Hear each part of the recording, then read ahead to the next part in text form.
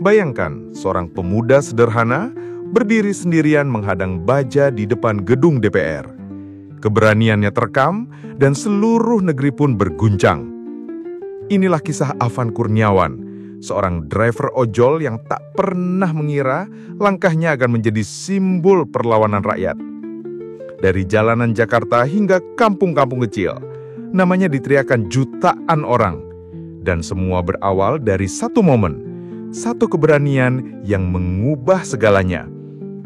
Jangan lewatkan kisah ini. Subscribe channel Mirza Langit Zone dan ikuti terus cerita nyata yang mengguncang hati. Karena apa yang terjadi di Jalan Senayan bukan sekedar protes. Itu adalah api yang tak bisa dipadamkan. Jakarta pagi itu diselimuti langit mendung. Jalanan utama mulai dipenuhi ratusan pengemudi ojol yang berkumpul di sekitar gedung DPR. Jaket hijau mereka membentuk lautan warna yang bergerak serempak, kontras dengan aspal hitam yang basah oleh hujan semalam. Afan berjalan di antara kerumunan, menggenggam helm retaknya erat-erat seolah itu senjata terakhir yang ia punya. Wajahnya kaku, namun matanya menyala dengan api amarah yang ditahan selama berbulan-bulan. Sorak klakson motor bersahut-sahutan membentuk irama protes yang kasar namun penuh energi. Rizky menepuk bahu Afan, memberi isyarat bahwa rombongan mereka akan mulai bergerak lebih dekat ke pagar DPR. Di kejauhan, barisan polisi dengan tameng dan seragam hitam berdiri kaku, membentuk dinding manusia yang dingin. Spanduk bertuliskan, "Bubarkan DPR Suara Rakyat" terangkat tinggi di udara, berkibar dihembus angin lembab Jakarta. Napas para pengemudi berhembus cepat. Sebagian wajah tertutup masker yang sudah lembab oleh keringat. Getaran mesin motor yang masih menyala di tepi jalan menambah ketegangan suasana. Afan melangkah maju, menatap lurus ke arah gedung megah yang berdiri angkuh di hadapannya. Cat hijau pucat gedung DPR terlihat mentorlok di balik kawat berduri yang membentang panjang. Tangannya mengepal, buku jarinya memutih seakan menahan beban amarah. Di belakangnya suara teriakan massa menggema, semakin keras dan semakin berani. Angin membawa bau bensin, keringat dan asap rokok yang bercampur menjadi satu aroma pemberontakan. Seorang pria tua pengemudi ojol mengangkat pengeras suara. Suaranya serak tapi lantang. "Kita bukan budak, kita rakyat yang muak," teriaknya dan massa pun berteriak mengikuti. Rizky mengibarkan spanduk lebih tinggi, matanya merah menahan emosi. Afan merasakan dadanya bergetar hebat, bukan hanya karena suara teriakan, tapi juga karena keberanian yang mengalir di darahnya. Barisan polisi tetap diam, hanya mata mereka yang bergerak mengikuti kerumunan. Awan gelap semakin pekat menutup sinar matahari yang sesekali muncul di langit Jakarta. Massa semakin rapat, tubuh saling berhimpitan, keringat bercampur di udara panas dan lembab. Afan mengangkat helm retaknya menunjukkannya ke arah pagar, seolah itu simbol perjuangannya. Kamera televisi dan ponsel mulai merekam dari berbagai sudut, menangkap wajah-wajah penuh amarah dan harapan. Sebuah botol air mineral dilempar ke arah polisi, jatuh memercik di tanah. Polisi yang terkena cipratan air hanya bergeser sedikit, wajahnya tetap dingin di balik pelindung helm. Suara sirene terdengar pendek, memotong hiruk-pikuk teriakan massa. Rizky menoleh ke Afan, raut wajahnya menunjukkan kecemasan yang mulai tumbuh. Namun Afan tetap berdiri tegak, menatap pagar dengan tatapan penuh tekad. Dari jauh, kendaraan taktis Brimob mulai bergerak perlahan ke arah barisan depan. Asap putih tipis mulai menyebar di udara, membuat sebagian massa batuk dan mengucek mata. Spanduk jatuh ke tanah, diinjak oleh banyak kaki yang berdesakan. Afan menutupi hidungnya dengan lengan jaket, berusaha tetap bertahan di tengah kepanikan. Rizky menarik tangannya, mencoba membawanya mundur beberapa langkah. Suara kaca botol pecah terdengar, bercampur dengan teriakan protes yang berubah menjadi jeritan. Barisan depan massa mulai mendorong pagar, membuat kawat berduri bergetang keras. Polisi merespon dengan memukul tameng ke tanah, suara logamnya menggema keras. Afan merasakan tubuhnya terdorong ke depan oleh gelombang massa di belakang. Napasnya tersengal, peluh membasahi wajah mudanya. Helm retak di tangannya kini ia angkat tinggi-tinggi menantang ke arah barikade. Di balik pagar, kamera televisi menyorot dengan lensa panjang, menangkap setiap detik ketegangan. Rizky berteriak tanpa suara jelas, wajahnya basah oleh air mata dan asap gas. Afan tetap maju, kakinya melangkah berat di antara desakan tubuh yang semakin liar. Sirine kembali meraung, kali ini lebih panjang dan menusuk telinga. Massa berdesakan semakin mulai terjatuh, namun semangat mereka belum runtuh. Langit Jakarta semakin gelap seolah ikut menekan jalannya histori di depan gedung DPR. Afan berdiri di garis depan, dadanya naik turun cepat, tubuhnya penuh debu dan keringat. Helm retahnya tetap di tangan, kini dipukul-pukul ke pagar kawat dengan keras. Suara dentuman itu bersatu dengan teriakan massa, menciptakan irama perlawanan yang bergema. Kamera televisi menangkap wajahnya dengan jelas, seorang anak muda biasa yang kini menjadi simbol perlawanan. Gas air mata semakin menebal, menutup pandangan hingga hanya menyisakan siluet manusia di dalam kabut putih. Afan terbatuk keras, matanya perih, namun tubuhnya tetap menolak untuk mundur. Rizky menggandengnya sebentar, tapi desakan massa membuat mereka terpisah. Suara sirene bercampur dengan teriakan kesakitan, menciptakan kekacauan yang menyesakkan dada. Jalan Senayan kini berubah menjadi arena benturan, bukan lagi sekadar tempat protes. Barisan polisi maju serempak, tameng mereka menghantam keras ke tanah. Bunyi logam dan teriakan massa beradu, menciptakan ketegangan yang semakin memuncak. Afan mengangkat helmnya lagi, memukul pagar kawat berduri dengan keras. Pecahan kawat bergetar, suara dentingannya menembus kabut asap. Kamera wartawan mengabadikan wajah Afan yang merah oleh asap dan amarah. Beberapa pengemudi ojol mulai melempar botol, sandal, bahkan batu kecil ke arah polisi. Suara kaca pecah terdengar, membuat polisi di barisan depan bergelak lebih agresif. Tameng mereka terangkat lebih tinggi, pentungan terangkat siap menghantam. Rizky menunduk, melindungi kepalanya dengan tas lempang. Afam tetap berdiri. Dadanya bergetar dengan nafas terengah. Kendaraan taktis mulai maju, roda besarnya melindas aspal yang basah. Suara mesinnya menderu, menelan suara teriakan massa seketika. Afan menatapnya dengan wajah membeku, langkahnya berat namun tidak mundur. Helm retaknya ia angkat tinggi, seakan menantang baja dengan keberanian kosong. Rizky berteriak memanggilnya, tapi suaranya tenggelam di tengah hiruk pikuk. Massa di belakang mulai panik. Beberapa berlarian mencari jalan keluar. Namun ratusan lainnya tetap bertahan, merapatkan barisan dan meneriakkan tuntutan. Polisi semakin keras memukul tameng, dentumannya mengguncang dada. Afan berada di tengah-tengah, terjebak antara dorongan massa dan dinding aparat. Tangannya gemetar, tapi matanya tetap menatap lurus ke depan. Botol bensin menyala tiba-tiba dilempar dari arah belakang massa, jatuh meledak kecil di dekat pagar. Api menjirat udara, memantulkan cahaya merah di wajah para pengunjuk rasa. Suara teriakan berubah menjadi histeris, sebagian berlari menjauh dari kobaran api. Polisi di barisan depan bereaksi cepat, mengangkat tameng lebih rapat. Afan berdiri kaku, cahaya api menari di matanya. Rizky akhirnya berhasil mendekat lagi, menarik lengan Afan dengan paksa. Nafas mereka sama-sama berat, tubuh penuh keringat bercampur debu dan gas. Afan hanya menggeleng, wajahnya keras menolak mundur.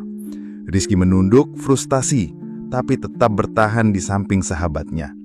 Di belakang mereka, massa masih bergemuruh, menolak dibubarkan. Sirene kembali meraung, kali ini disusul ledakan peluru gas air mata dari arah barikade. Tabung logam itu berputar di tanah, mengepulkan asap pekat. Afan menendangnya menjauh, namun kepulan tetap membungkus tubuhnya. Rizky batuk keras, matanya basah, tubuhnya terhuyung ke belakang. Suasana berubah semakin liar, seperti badai yang menelan segalanya. Polisi mulai maju perlahan.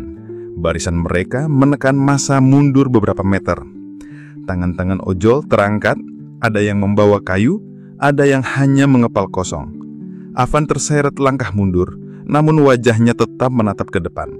Rizky berusaha menahan tubuhnya agar tidak jatuh di tengah desakan. Suara teriakan semakin keras, bercampur dengan dentuman gas dan sirine. Langit Jakarta akhirnya menurunkan gerimis. Tetesan air hujan jatuh bercampur dengan asap putih. Jaket-jaket hijau basah, wajah-wajah penuh debu kini bercampur air mata dan hujan. Afan berdiri di tengah jalan, tubuhnya lunglai, namun tatapannya tidak padam. Rizky menatapnya dengan wajah penuh keputusasaan, sadar sahabatnya terjerat dalam arus sejarah yang brutal. Kamera televisi menyorot mereka, seolah merekam simbol perlawanan rakyat kecil yang tak menyerah. Hujan deras mengguyur Jakarta, menenggelamkan teriakan massa dalam suara air yang jatuh ke aspal. Helm-helm hijau hitam memantulkan cahaya lampu jalan yang mulai menyala. Afan berdiri dengan tubuh basah kuyup, matanya menatap kosong ke depan. Rizky menggigil, mencoba menahan tubuhnya agar tidak jatuh. Di depan mereka, kendaraan taktis perlahan maju, menembus barisan air hujan. Ban besar kendaraan itu melindas genangan, cipratannya menghantam wajah massa. Polisi di atasnya menyorotkan lampu, silau putih menusuk mata para penunjuk rasa. Afan mengepalkan tangan, menempelkan helm retaknya di dadanya.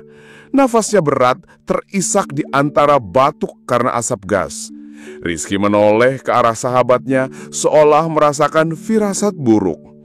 Teriakan massa pecah, sebagian berlari panik melihat kendaraan semakin dekat. Afan justru melangkah maju, tubuhnya gemetar tapi kakinya teguh.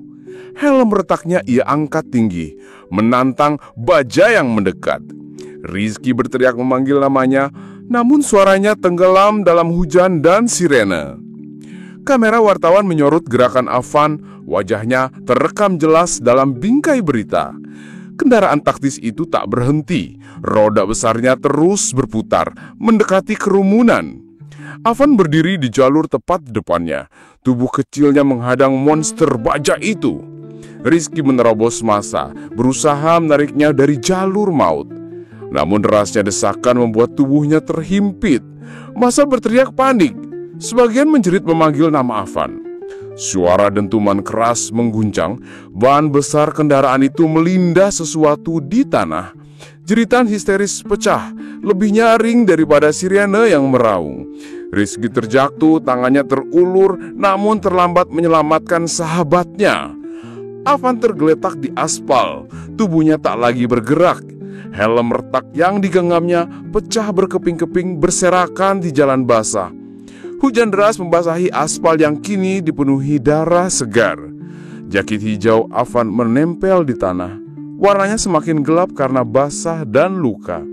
Rizky menunduk, wajahnya berlumuran air dan air mata, berteriak tanpa suara. Massa berdesakan, beberapa maju menolong, sebagian mundur ketakutan. Kamera televisi menyorot tubuh Afan yang tak bergerak, menyiarkan tragedi itu secara langsung. Suara "Bubarkan DPR" berganti dengan jeritan "Tolong! Tolong!". Polisi tetap maju, menekan massa meski tragedi sudah terjadi. Rizky merangkul tubuh Afan, mencoba menyeretnya menjauh dari jalan. Tubuh sahabatnya terasa berat, dingin, dan tak lagi memberikan perlawanan. Dunia terasa runtuh di sekelilingnya, namun ia terus memeluk erat jasad itu. Massa mulai marah, beberapa mengangkat batu dan kayu, melawan dengan brutal.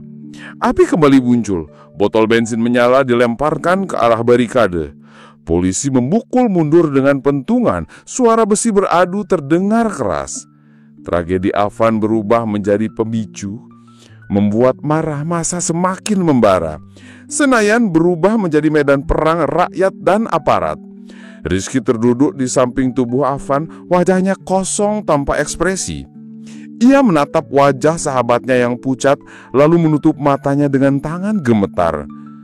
Kamera dari berbagai arah mengabadikan momen itu, simbol perlawanan sekaligus kehilangan. Massa masih berteriak, api semakin besar di beberapa sudut jalan.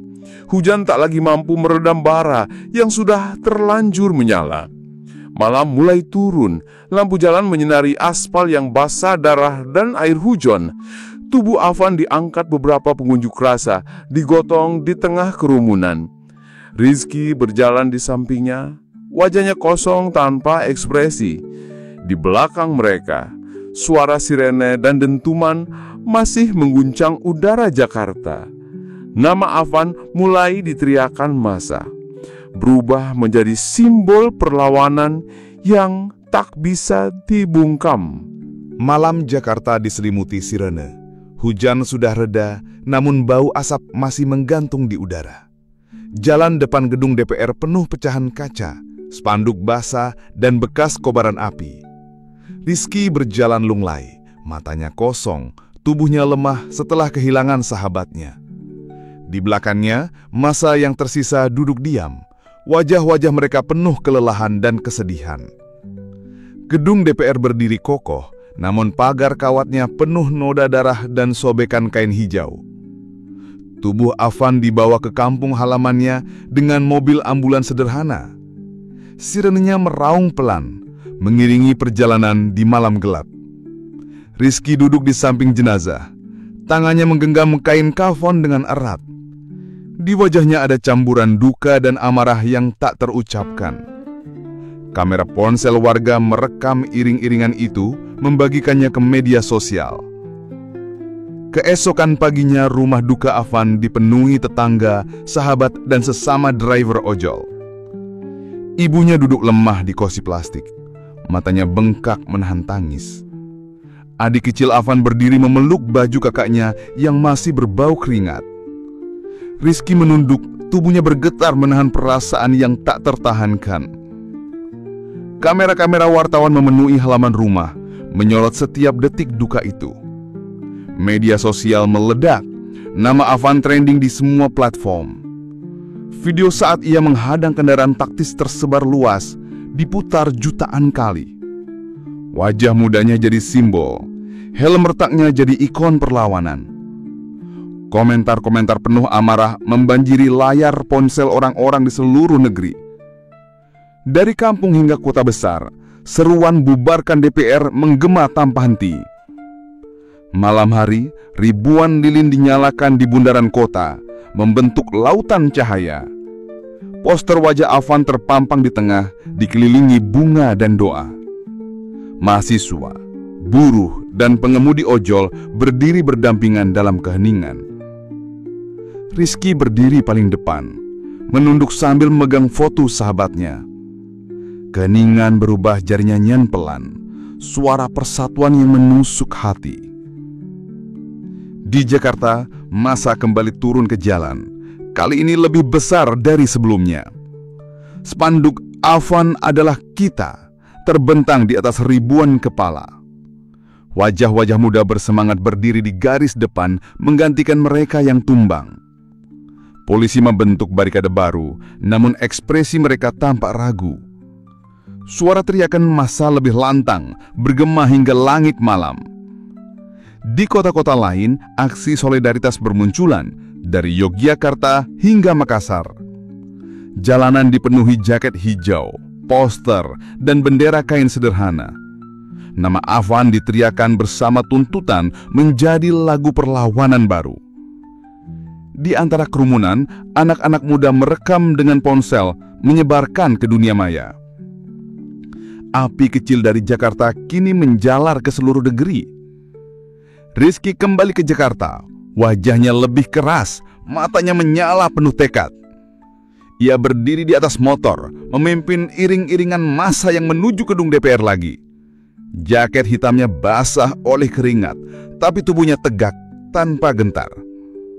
Helm retak Afan kini tergantung di tangannya, menjadi simbol perlawanan. Massa mengikuti langkahnya, percaya pada semangat yang ia bawa. Gedung DPR kembali dikepung lautan manusia, lebih besar dari sebelumnya. Spanduk dan poster memenuhi udara, suara klakson motor bersahut-sahutan. Polisi tampak kewalahan, jumlah mereka kalah jauh dari massa. Rizky menatap pagar tinggi itu, wajahnya keras, penuh tekad. Ia tahu pertarungan belum selesai dan darah sahabatnya tak boleh sia-sia. Itu, Jakarta bergetar oleh suara ribuan orang yang meneriakkan nama Afan. Cahaya lilin, lampu jalan, dan layar ponsel bercampur jadi lautan cahaya.